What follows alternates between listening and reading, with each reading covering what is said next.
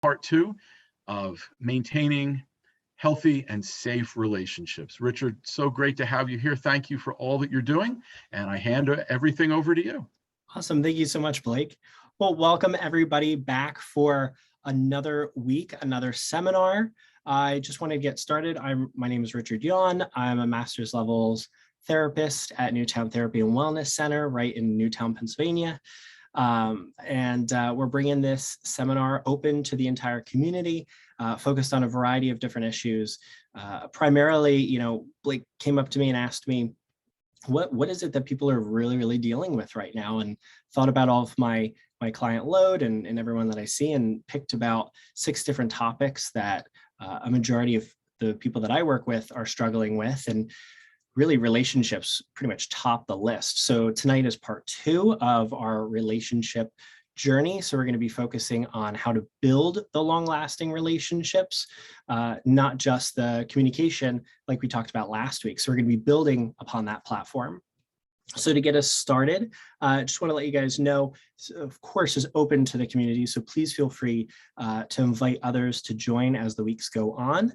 It'll be every Sunday at 7 p.m. The only weekend that we're not doing it would be Halloween, but I'll remind you guys. And another reminder that this is therapeutic advice, not direct therapy. So if some things don't apply to you, that's completely okay. And take some time to reflect on all of the different strategies and things, see what might work for you, what might apply to your lives, how you can integrate it, maybe even customize it a little bit for what would work best for you.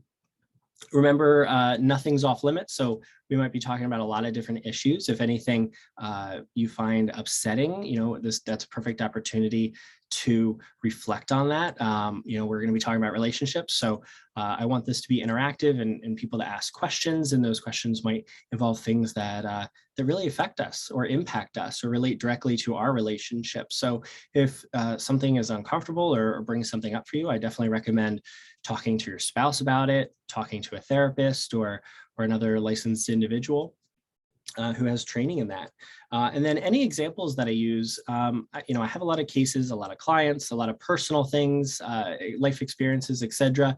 So of course, I'm going to customize it, edit it, change names, things of that nature, pull from different situations. So none of it will be identifiable. And any examples I use, I do have permission to share them. And please feel free to ask questions in the chat when prompted, or just send something out as I'm talking, and I'll refer to it when we have some of those open spots to talk about questions and things. Feel free to do so in the chat. If you want it to be confidential, make sure that you select 2 hosts and panelists, and that'll come directly to me, or you can select everyone, and then your question will be viewable to everybody in the chat. And hello, everybody on Instagram Live. Unfortunately, you won't have the slides, but thank you so much for joining in. All right, fantastic. So let's get started. So we'll hop right into our PowerPoint today. Okay.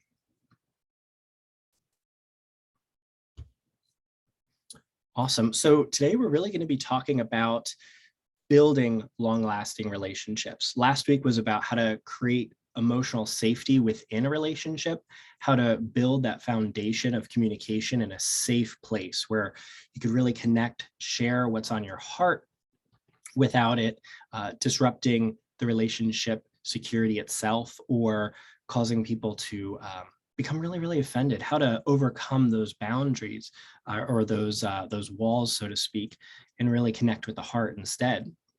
So this week we're building upon that foundation, how to communicate by using practical tools and strategies so that we can connect and get to know each other better. That's a really fundamental principle within a relationship, that we are always learning and being curious about the other person. And that really combats issues, is curiosity. And then we're going to talk a little bit about how to integrate this into your daily life to develop and maintain the relationship so that it becomes long-lasting and healthy. And long-lasting takes a lot of work. It's a lot of investment.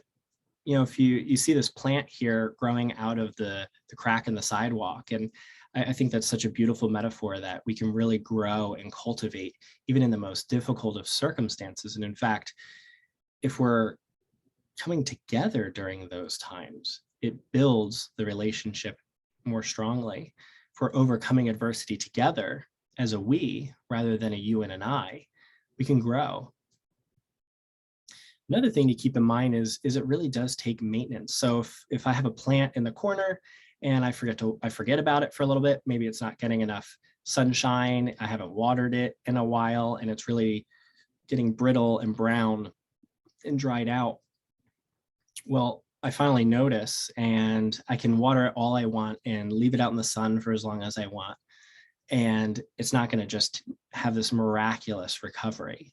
Maybe I can nurse it back to health, depending on how far gone it is. And then other times it's just so late.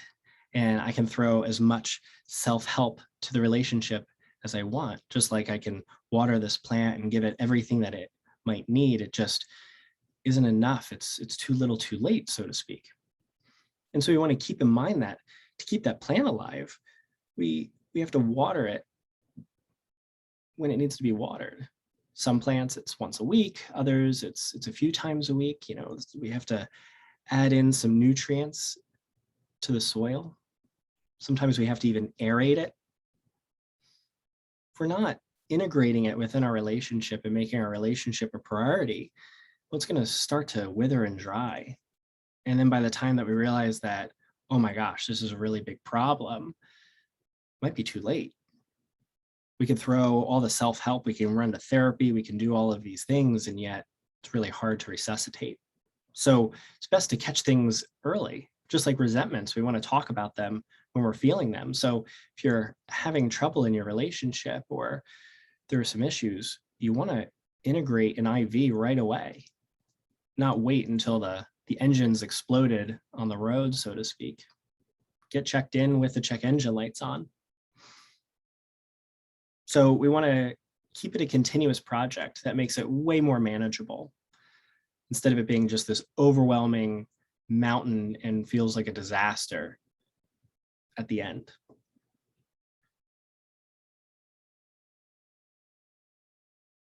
So the main topics that we'll be covering tonight are emotional intelligence, or called EQ, just kind of like IQ, but for emotions, time together, and appreciation and feeling loved. And EQ is really talking about our ability to communicate. It's a growable skill, and it takes a lot of practice in a safe environment to develop it. A lot of people talk about, oh, well, I don't really understand my emotions too well, or maybe I don't communicate the best, and they feel like maybe that's just the way that they are.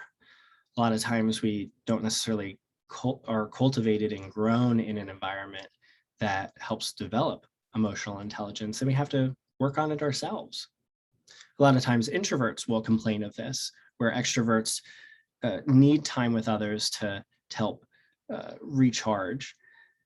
They're forced to work on some of this EQ work in social intelligence, where introverts may not have as much experience. Not always true, but tends to be a common concept. So a question I have for you is, and please feel free, type in the chat, how well do you think you know your significant other? So whether that be your boyfriend, girlfriend, someone, your fiance, or wife, husband. How well do you think you know your significant other?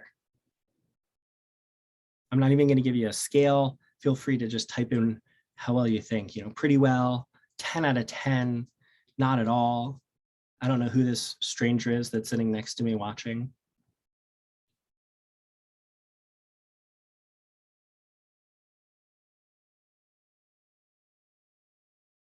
Pretty well. All right, awesome. Yeah, keep it coming in the chats for sure. And I'm going to add to that question. Would you know the first thing that they would do if they won the lottery? I present that question. A lot of people don't know, or they have an idea of things that their spouse might want to do if they had a lot of money. But what would be the first thing they did if they won the lottery? Hopefully that's call you and let you know. Yeah, someone's like, know their spouse pretty well, but there's always something to learn. I love that. Open-mindedness.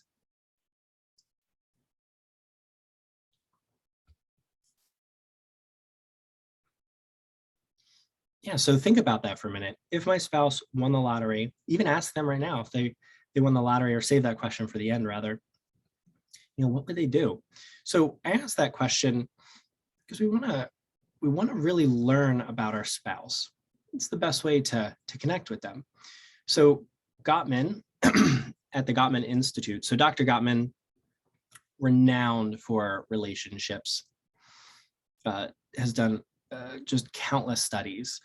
He's so good at observing couples that within 15 minutes, he has a 91% predictability rate and accuracy rate of whether they're going to last or not, whether they're going to separate within 7 years.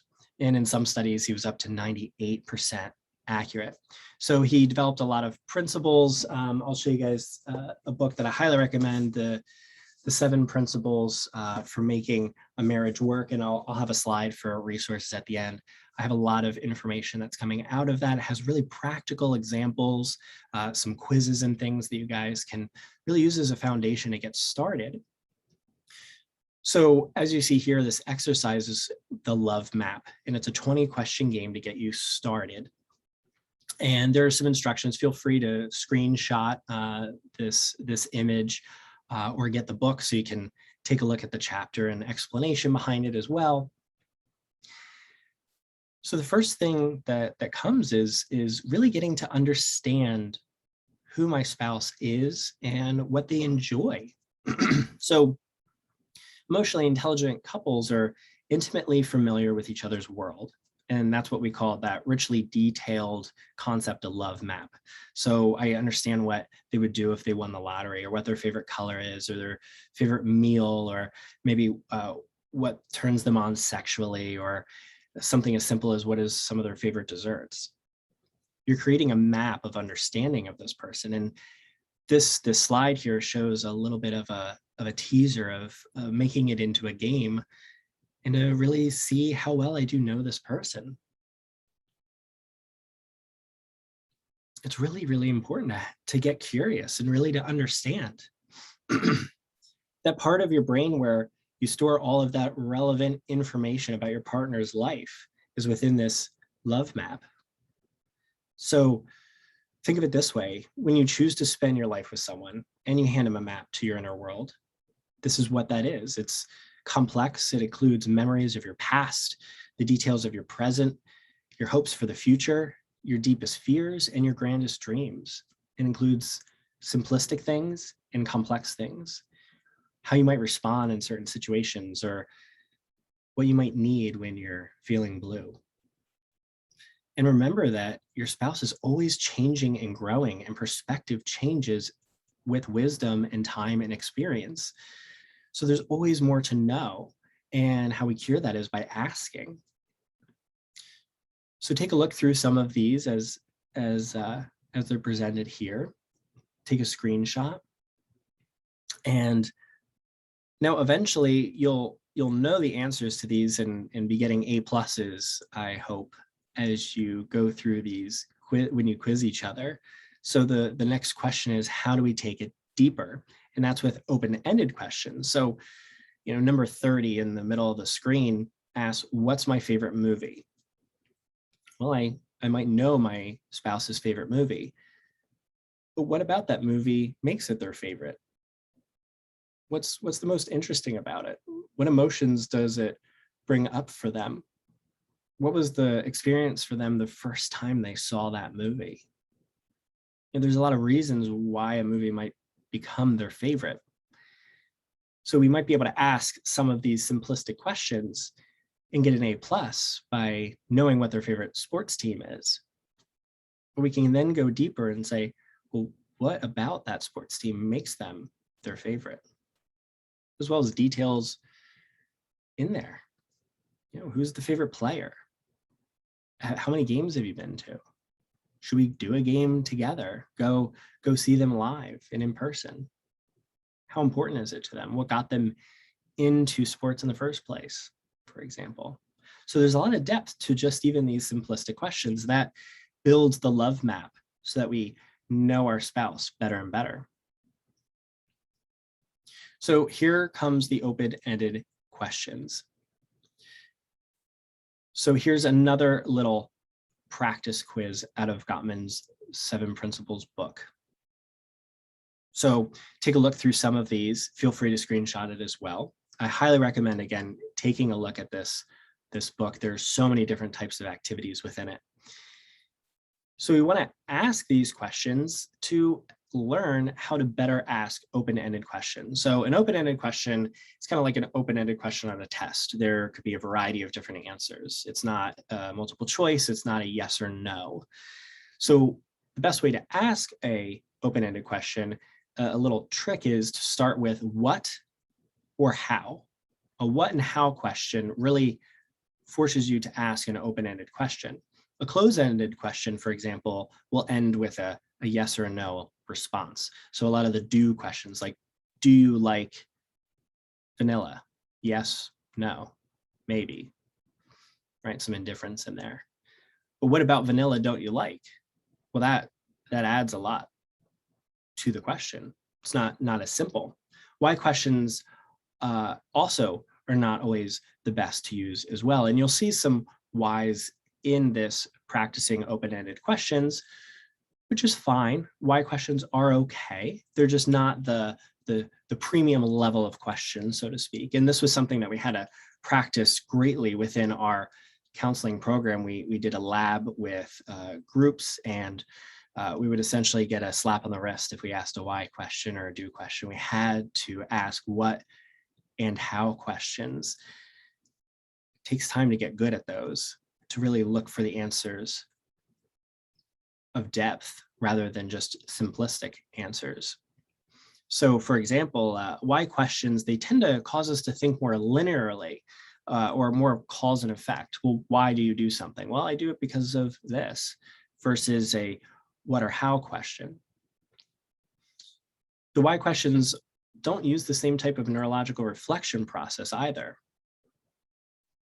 You know, you might ask somebody, well, why did you enjoy the show?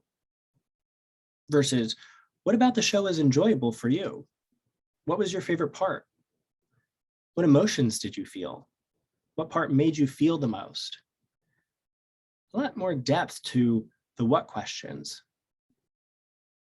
How did it feel to see a show in person after being in quarantine for a year and a half and not getting to go to the movies or a musical? What was that like for you? Being back, seeing the curtains. I just saw John Mulaney last week live, fantastic show. And it was surreal being in a grand hall with seats and people and live once again. So take a look at some of these practice questions. Feel free to take a screenshot and work through it. It really takes practice to get good at these, for sure. And so something important as well is to get into the emotions. So right down here, we have thoughts, emotions, desires, and behavior. These 4 pillars of what we experience. We have our thoughts, we have our emotions, we have our desires and motivation, and we have what we do, our behavior. And some of these take place in response to stimulus, like a situation, or they're intermixed within the situation as it takes place. Like something happens at work. Well, how did you feel about it? Or what did you do next? So keeping these in mind, I can ask a what or how question regarding thoughts, emotions, desires, and behavior. So the whole idea is to build deeper meaning and understanding between you and your spouse. So get curious and get to know the real them.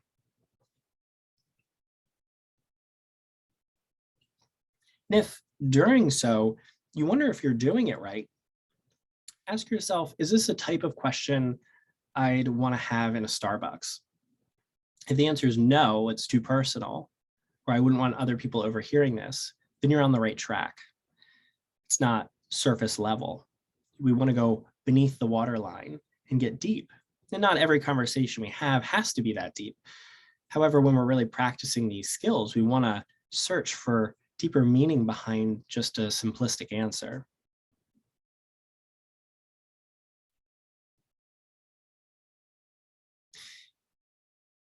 For example, instead of asking someone how their day was, you can ask something more specifically, like how to go with that meeting with Amy that you were planning all week for. You could ask how they felt after the meeting, or did Amy do that thing that always pisses you off? How would you even know the specifics of the Amy meeting unless you're asking deeper questions that go further than, well, just how was your day? Right? You get the classic good or fine, or it was whatever. How was your day? Moving on from it. We can ask questions of like, how did you feel when? What did you want to do when that took place? Or what do you do when you get angry with me? How did you handle the kids today and get the house so clean? Right? Throw a little compliment within that question. I know something we were talking about last week was criticisms, right? So this couple asked a question: when your mother spoke to you that way tonight, how did you feel when I chimed in and came to your defense? How did I do with that? If you want to other practice for open-ended questions, there's a fantastic article called 36 Questions to Build Intimacy. Really simple. You can just Google 36 questions to build deeper intimacy, and it should come up. There's plenty of articles on it. And it's designed by a psychologist. They did this study. They were wondering, how can we get complete strangers to build deeper intimacy together? And it goes from questions similar to the ones that are up on the screen to much deeper, more connected questions as time goes on. And it's throughout 36 questions. Well, it worked so well that two of the participants who had never met each other before ended up getting married shortly thereafter. So I guess it worked. The reason it became so popular in culture is because a writer found this 36 questions and wrote an article on it and tested it with someone they had just gone out with. And lo and behold, they also got married. So they are dangerous questions in the right hands, if you know what I mean. So take your time with it. And what's great about the 36 question article is at the end, it involves 4 minutes of uninterrupted eye contact, which brings out a lot of giggles and a lot of discomfort to look into someone's eyes for 4 minutes. Of course, you can blink and do your normal thing, but you're supposed to take 4 minutes and really get into it, and it builds connection and depth. So another great thing to a strategy to try. Okay, so next we have time together. So take a look at some of these pictures on the screen.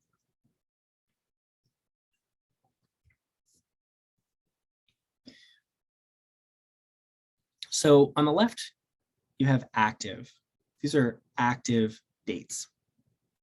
And we have passive dates, or time together.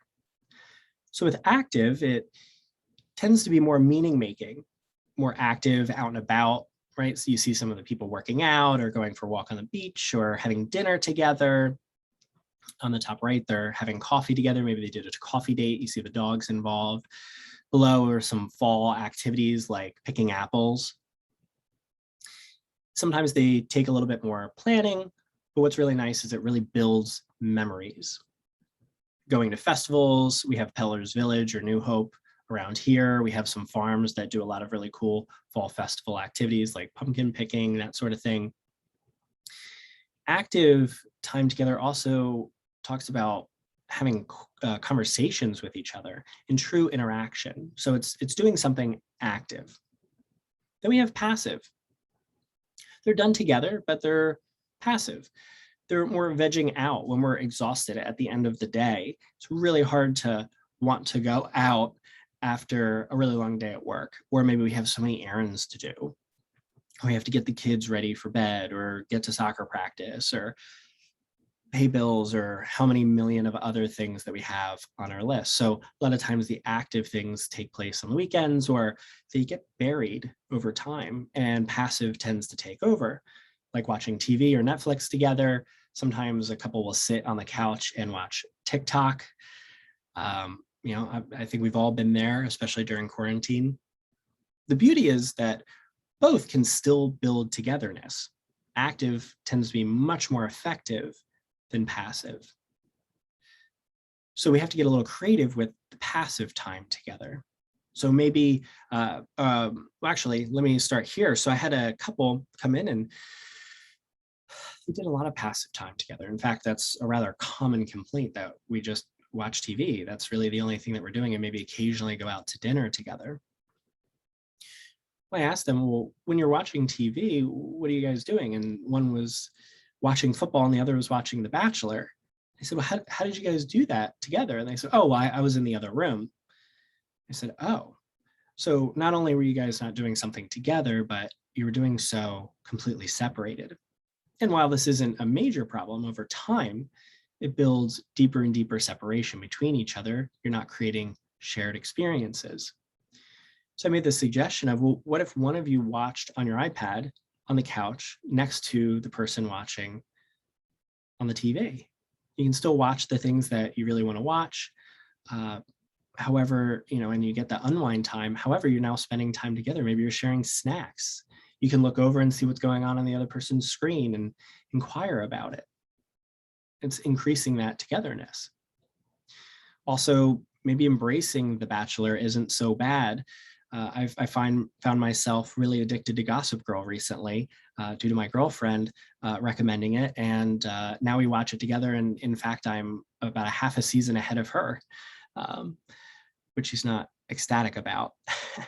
But I'll every watch the episodes with her. So date nights are really, really important to carve out. In fact, that's like gassing up the car. It's vital to keep moving. Whether you're doing active or passive things, schedule some stuff in. Make it count. Not just, oh, well, let's just watch whatever. Maybe we schedule in to watch the Squid Games and we get really into it. Maybe we get even like outfits. This takes creativity. Just like active things take planning, passive should take a little planning too, like maybe special snacks or drinks or a special wine.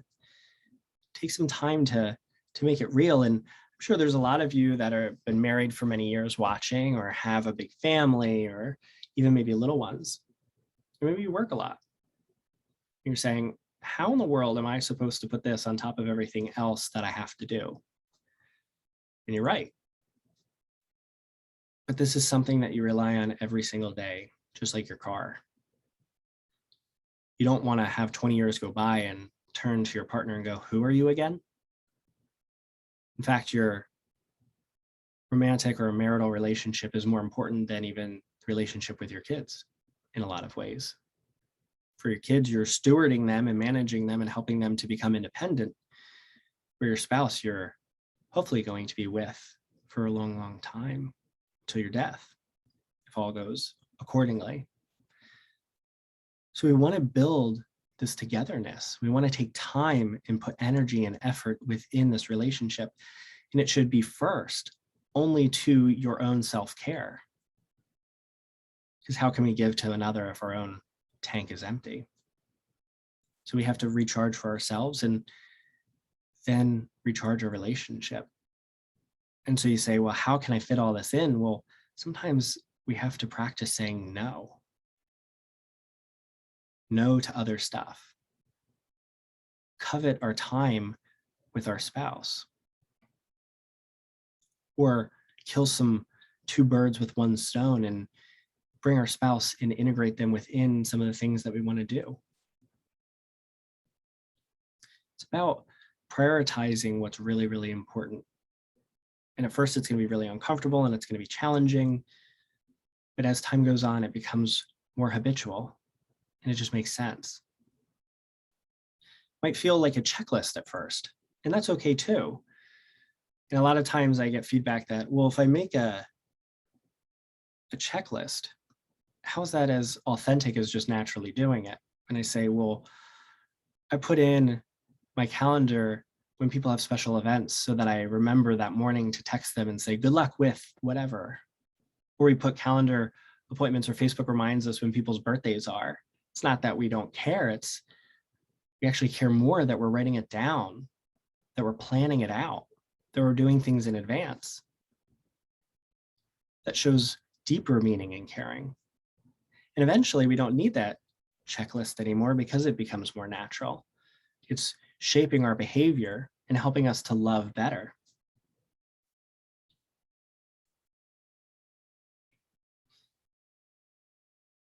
So I'll give you guys a date night idea that I absolutely love, and hopefully my girlfriend will mute the sound for a moment because I still plan on us doing this at some point. I heard a fantastic first date idea, and it was to go to Goodwill with a spending limit of $30 or something. And what they did is they took a 6-sided die and wrote down colors corresponding to each number, 1 through 6. And they would roll the dice about what color shirt and what color jacket and what color pants and that they would have to find.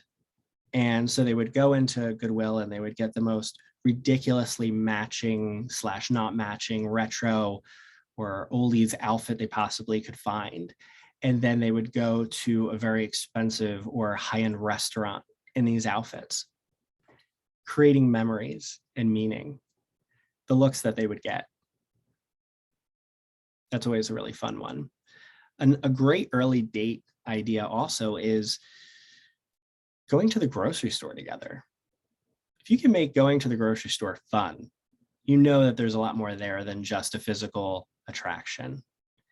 Okay, well, long-term, this is going to be a lot better. And you guys could go to the grocery store to pick out ingredients to cook a new recipe. So you're learning how people problem solve, and that's what dating is getting to know somebody in real life scenarios rather than just sitting across a table eating a meal with awkward pauses, or maybe it's going really great and you guys don't have any awkward pauses, but it's really fun to do something even more active than just dinner conversation.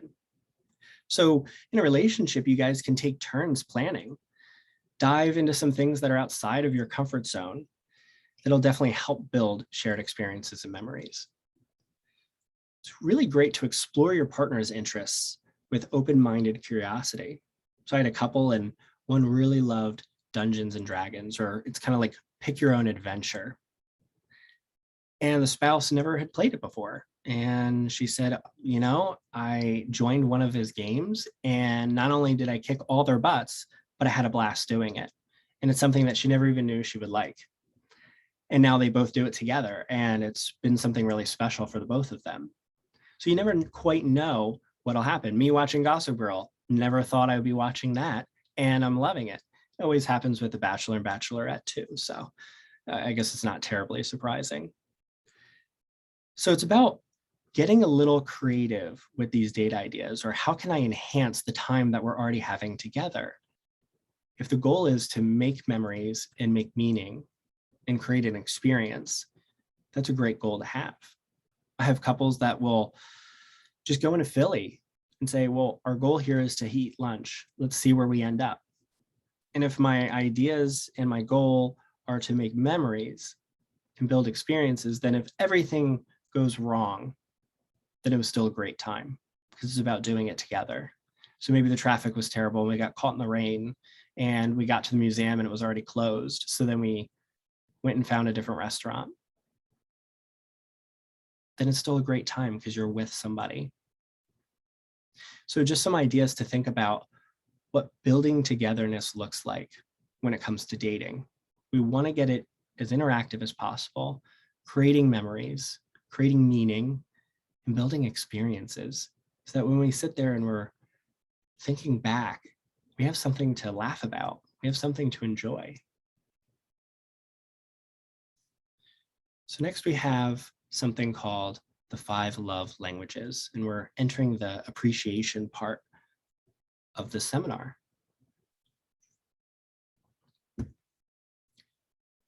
So I'm sure a lot of you have heard of the 5 love languages before. And feel free to throw in some questions in the chat as we go, just so that they can build up. We'll get to a question point shortly. So very easy to find online, just typing in the 5 love languages, you'll come right to the website where you can take the quiz and you'll get some results that look like down here, these different percentages. So the 5 love languages, people put a lot of onus on sometimes, or they don't really pay attention to so much. It's kind of cliche in some ways. It was really popular quite some time ago. So the 5 love languages are acts of service, quality of time, words of affirmation, receiving gifts, and physical touch. So though it became really popular, there's actually a lot of depth to it. It's not just pop culture or pop psychology. There's a lot of depth to this. So I even put an example down here on the bottom right. So this person, their percentages were 27% on the quality time, 23% on physical touch, and that's non-sexual physical touch like hand holding, hugs, that kind of thing. Acts of service, 23%, words of affirmation, 20%, and receiving gifts, 7%. And we'll get into examples in the next slide of what each of those 5 things are. What I want to really bring attention to on this slide is the percentages. So everyone has their own languages and what's important. What's great about this is I recommend taking this quiz yearly, at different times even in the year, to get to know yourself and to get to know your loved one. Because these percentages will change over time. They're not fixed. Some of it is because we grow and our needs look different, or what's actually being desired from our spouse is in fact being fulfilled. And though maybe quality time is really, really, really important, maybe it should be a 50% on here, it's satisfied. And so it's lower at 27%, even though it's the highest in these results. It might even take away from the others because it's so important. So our percentages might change depending on which of our needs are actually being fulfilled. Those needs might change for what's being satisfied or what's not being satisfied. So maybe the words of affirmation really aren't that important to this person. However, they're not getting any words of affirmation, and therefore the percentage is much, much higher because there's lacking in that area. So that's something to think about when you take this. That's why it's so important to discuss it with each other and to create examples. So if you and your spouse were to take this, take it separately and take your results. And then we're going to show some examples of what these love languages are. What you want to do is create some examples and meaning behind that. So what is quality time for you? And I'll show you this next slide so you guys can take a look at some of these example areas. So for someone with the different love languages, so for physical touch or acts of service, here are a ton of examples on this slide. What works for you? What are those quality time moments for you? What are the words of affirmation that actually have impact on you? So to write some examples of that, or think back to when are times that my spouse had some words of affirmation that were really meaningful. This is a great opportunity not just to ask for the things that aren't being fulfilled and we are looking for desiring, but also positive reinforcement for the things they are doing great. So maybe they're really great at the gifting area. So mention that. Talk about all the great things that they've done with the gifts. And if that's not as important to you, state that in a really kind way and say, what really would be more meaningful is the acts of service. Like when you took care of putting the kids to bed the other night so that I could just have 5 minutes to myself and veg. That meant the world to me. I actually had a couple do this and they weren't allowed to read any of the information or answers or anything until they were in my office, and they were sharing with each other and an act of service that was so meaningful to the wife that she began crying in the office. And she said, what means so much to me is that you always make sure the doors are locked before bed. And her husband was really confused. And he goes, well, isn't that just what you do before going to bed? Why is that so meaningful to you? Or what about that is so meaningful? And she goes, it makes me feel so safe that I can trust that at the end of a long day, you're going to take care of my safety. So there's a lot more depth than, oh, well, you picked up my dry cleaning or you took care of the kids. What are these gifting areas really meaning to each other? So then we're getting examples of how to better love my spouse or my significant other or my girlfriend or my boyfriend, or maybe we can even do this. They have versions of this quiz for family. They have versions of this quiz for kids and parents as well. So how to relationship better in a structure in order to do so. So again, it might feel a little bit like a checklist. Hey, I really love little notes in the morning or in my lunch. All right, I'm gonna have to remember to do that. That's okay. Make it habitual. That makes it meaningful. The fact that you're remembering to do it. You know, what kind of gifts are high on their list? Is it little things? Is it big things? Is it during the anniversaries and holidays, or is it being surprised? One couple, she said, the wife said, I really want to just have the planning done for me so I can just show up. So then the next week he planned a date. Her husband planned a date that he gave her a list of things to pack in her suitcase, and they just went. And she said it was an absolute blast. And he took her to the beach and they did all this fun stuff over the weekend, and she had no idea what was going to happen next. Some of these are just random surprises. It's taking thought and showing love through them. This is a really important one and has a lot more depth because you're trying to speak in their language of love so that your efforts actually connect with the other person. So feel free to screenshot this as well for future reference.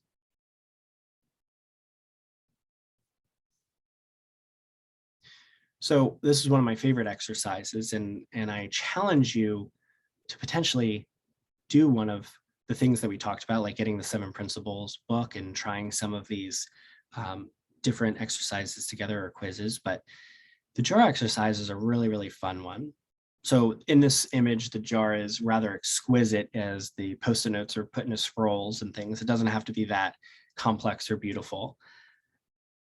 As simple as you and your spouse having a clear jar sitting on the table.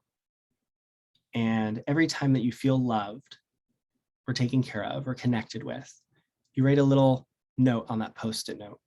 And you have a color and they have a color.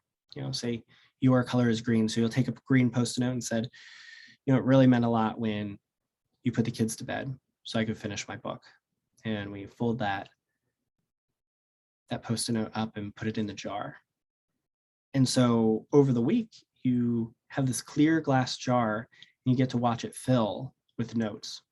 And then at the end of the week or the end of the 2 weeks, maybe the end of the month, I recommend keeping it shorter periods of time, like a week, especially in the beginning, to keep this moving, keep it fresh, keep the momentum. Sit down with your partner and open all of the notes that your partner had written. And just allow yourself to be impacted by the things that you did that meant something to them. You'll start to learn what are the little nuanced things that maybe you never knew really meant a lot to them are. Or maybe ways that you can even improve upon the method. Or maybe something that you were doing that you thought was really meaningful never made it into the Post-it notes at all. And you can ask about that. Hey, does that actually matter? I've been breaking my back over that. And they're like, oh, I didn't even care. What's really nice about that jar too is you get to watch it fill up throughout the week. And if it's not filling up, either I'm not putting the effort in and remembering to write in these notes, or maybe we're not doing a lot of things that mean a lot to each other. And what goes on the Post-it note doesn't have to be very substantial. It can be the smallest thing, like I loved when you grabbed my hand when we walked across the street. The little things that register feeling loved or cared about. They don't have to be these grand gestures.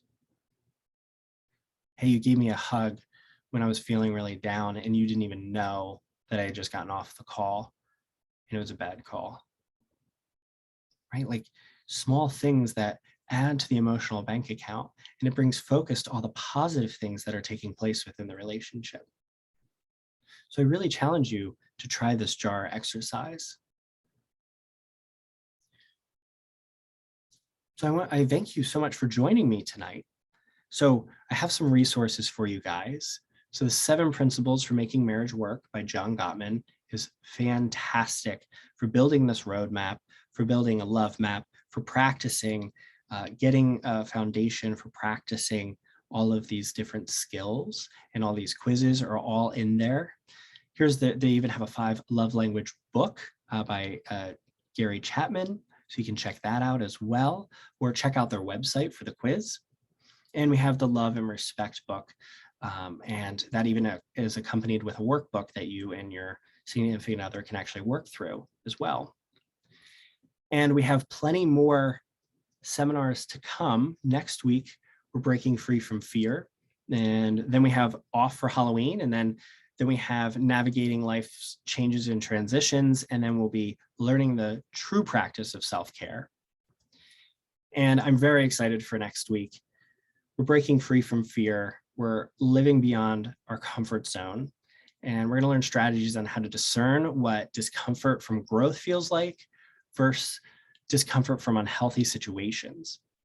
And sometimes they can feel very, very similar. We're going to look at how we tolerate ambiguity and how we can feel and change and grow through being outside of our comfort zone. That we tolerate the fact that it's really uncomfortable to be uncomfortable, and that's okay. That's where we grow. And how we can realize the importance of pushing past our fears and actually get on the other side of what we fear. So I'm really looking forward to seeing you guys next week as well. And here are 2, if you bring out your camera, you can scan both of these to check out social media. The TikTok is something that's in the works, and I have a lot going on the Instagram. You can follow up for other things that are taking place. And I'd love to take any questions that you might have or have been mulling around throughout this whole seminar. And if you do depart before the question and answers, I want to say thank you so much for attending. Hopefully you have some great takeaways to practice within your own relationship. And I hope to see you again next week. And I'll be here taking on some of your questions. And same to you, Instagram Live. Feel free to send over some questions as well.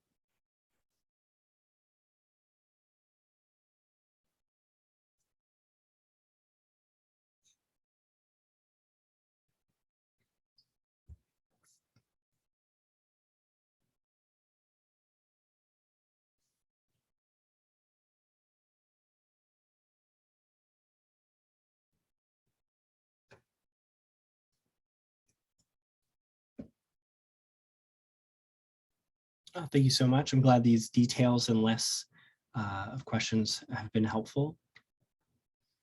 Great book recommendations. Someone recommended a book named Attached by Amar Levine and Rachel Heller. I'll have to check that out.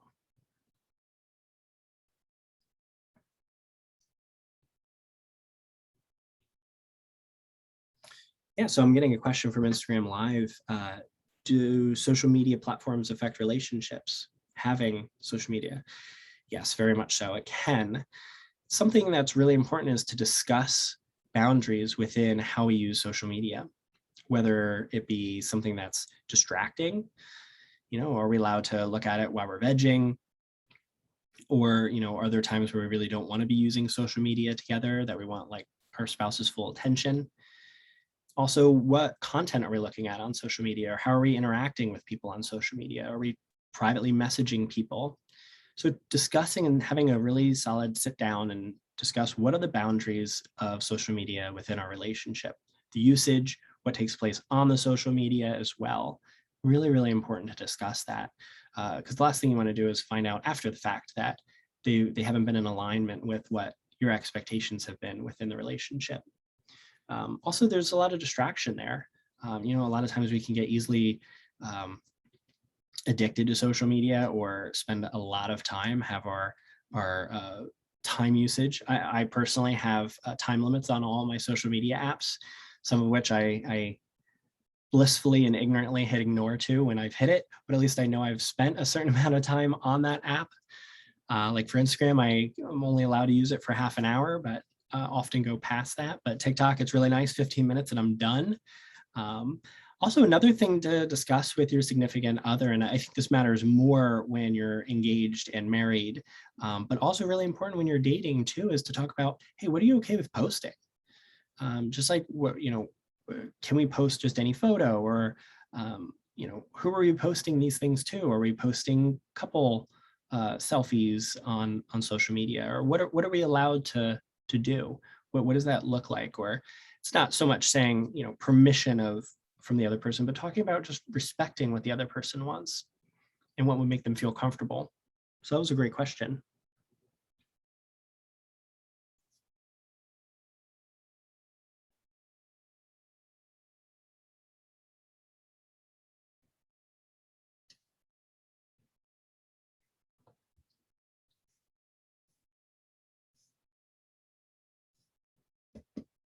Yeah, I think, getting curious and discussing things with the other person in all aspects of the relationship are really important, from sexual relationships of like what turns people on or what boundaries or limits, what that looks like, blanketed consent, things of that nature, how people feel loved, like the 5 love languages, sitting down and having these talks. And they can be fun. They can be curled up on the couch with a glass of wine. They can be while driving on a trip somewhere.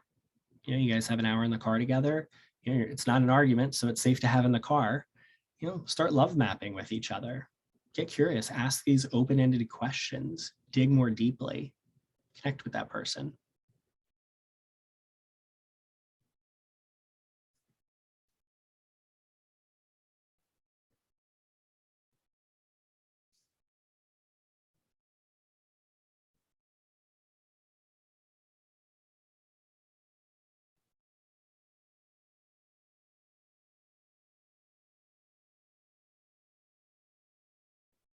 Yeah, feel free. Any other questions?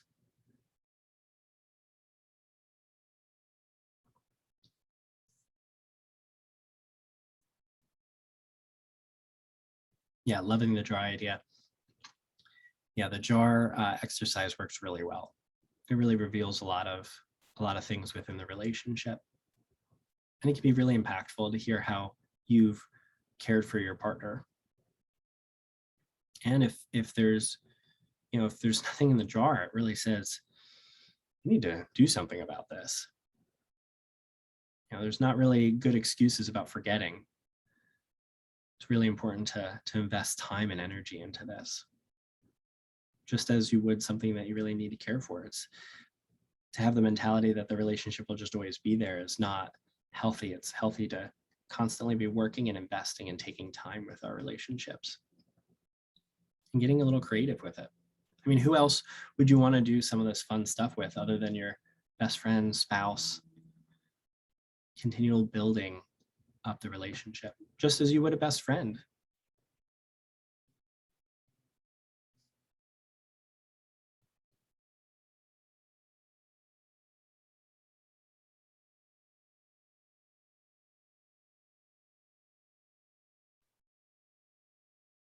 All right, well, it seems like the questions have slowed down. I'll be on for another minute or two, unless we don't have any more questions. And again, thank you so much for joining.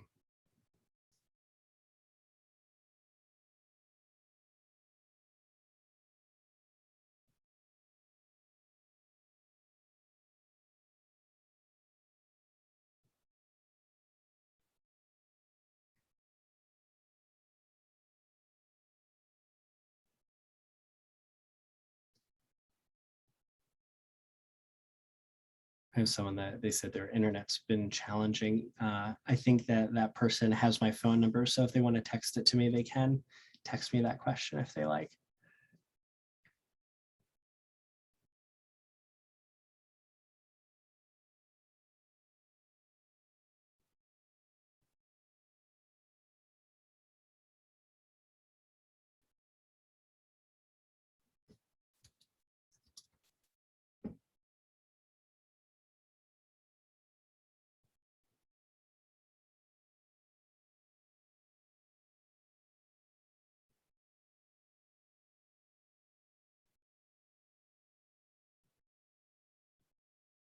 All right, awesome, guys. Well, I think we're going to conclude tonight. Thank you so much for all of your time. Oh, here we go. How can you make your spouse feel loved when you don't agree with their actions? It's a really great question. So a lot of times we're not going to necessarily agree with our spouse. In fact, more often than not, we'll probably disagree or be frustrated that they're having emotional responses or at their emotional response. And so empathy and curiosity can cover a great multitude of issues. So even if you don't agree with what's taking place or you hurt them unintentionally, you can still apologize for the way that what happened impacted them. Don't so much get caught up on the cognitive rationale or explanation of, well, what I did not purposely try to hurt you, so why should you be upset? It's, well, I didn't intend for that, but I'm so sorry for what pain that's caused you, and illuminating what pain that was. And maybe even asking, what about that was so painful for you or upsetting, or what about that made you feel betrayed? So really coming alongside them and sitting in it with the other person, asking questions, digging more deeply into what's taking place. If they do something that's completely against what you guys have discussed action-wise, their behavior, it's really important to continue discussing that and then create boundaries. So I had a couple, and when the one person drank too much, they were not so much fun to hang out with. And so the boundary was, hey, like, I love you, I want to spend time with you. When you drink to a certain point, I have to separate myself. And I really don't enjoy doing that. I want to spend time with you. So please, can you limit the amount of alcohol that you're consuming? And so they developed this compromise of, hey, we're not going to drink as much so that we can spend that time together. And the other person has an out where if that boundary is broken, they can remove themselves for the evening and feel safe about it. Sometimes there's actions that really affect the relationship and are going against the boundaries that are set up and can create a lot of other issues. Therefore, they need to be discussed in depth about, hey, how are we going to move this forward? What is this going to look like? These are how your actions affect me and make me feel. And, what's going on with the relationship at that point. So without more specifics, hopefully that general response is helpful, but I definitely recommend maybe even seeking some advice from someone who is trained in this as well, like a therapist or a friend that has some experience within relationships. And a follow-up to that question is, what if your partner doesn't want to listen when you try to explain your reasoning? Communication in that is key. So even finding out perhaps, hey, what's stopping you from sitting down and having this conversation with me? A lot of times I'll even practice this in therapy and in my office, is talking about the thing. So we kind of fly at 35,000 feet and talk about what is so uncomfortable about the topic, or what makes you feel uncomfortable about talking or in describing this thing to me or telling me about it. That can be a great place to start. So start small and slowly reach in and discuss the topic itself rather than the issue itself. How can I make it more comfortable for us to talk? Or it's really important for me to address this. How can we do this? And put the onus on the other person of, this is what we need to do. Can you help me to figure out how we do it? What would make it more comfortable for you?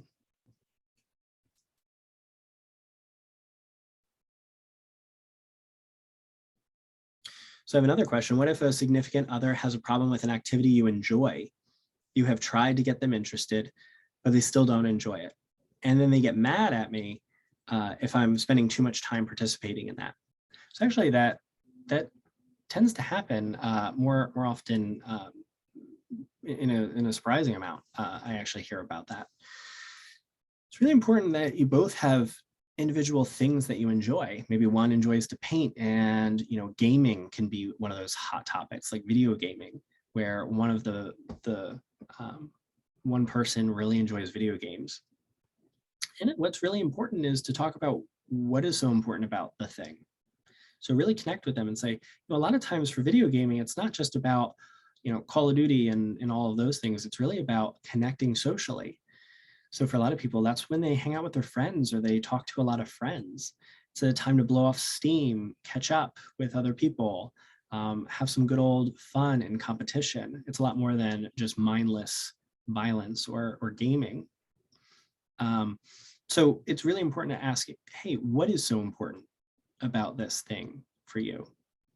And what's a way that I can still do this in our relationship? Because it's really important for us to still be an individual within this relationship. If I'm trying to be my best self for this other person, I'm the person that they fell in love with. Just because we're married now doesn't mean I stop being that person.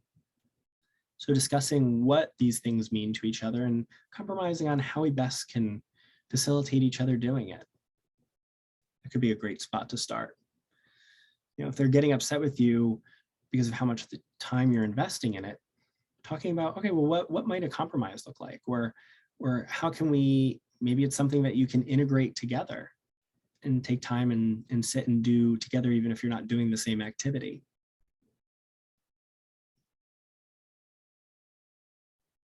I have another question. What to do when your partner thinks they are always right? I was asked, do you want to be right or do you want to be in a relationship? That's my shorthand answer, because you can't always have both. So sometimes it's always about the love and respect within the relationship, not necessarily just having the last word or feeling like you're right. You can't be right at being curious and trying to empathize and understand the other person's point of view. You can only be right in the semantics of the argument. A lot of times couples will get into the weeds and the semantics of how many times they've done something or not done something. And I sit here and I go, right, well, I can get out an Excel spreadsheet and we can go through every day this month and how many times you didn't do the dishes, or how many times the house was dirty and your spouse felt ignored about it. And then I go, how much do you think that's going to solve? And they're like, probably nothing. I'm like, exactly. So we want to really talk about how we're feeling, how we're impacted, what our desires are, using I statements, creating the problem together as a we thing. So it's not you and I against each other, it's you and I against the problem.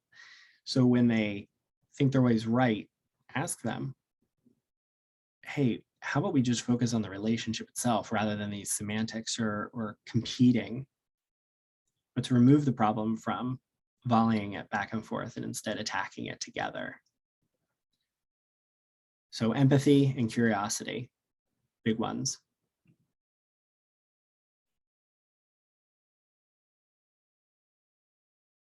All right, awesome. Well, I think that's all the questions that have been sent out. Thank you so much again for attending. I look forward to seeing you guys next week for Conquering Our Fear. Have a wonderful rest of your night. Take care and a great week.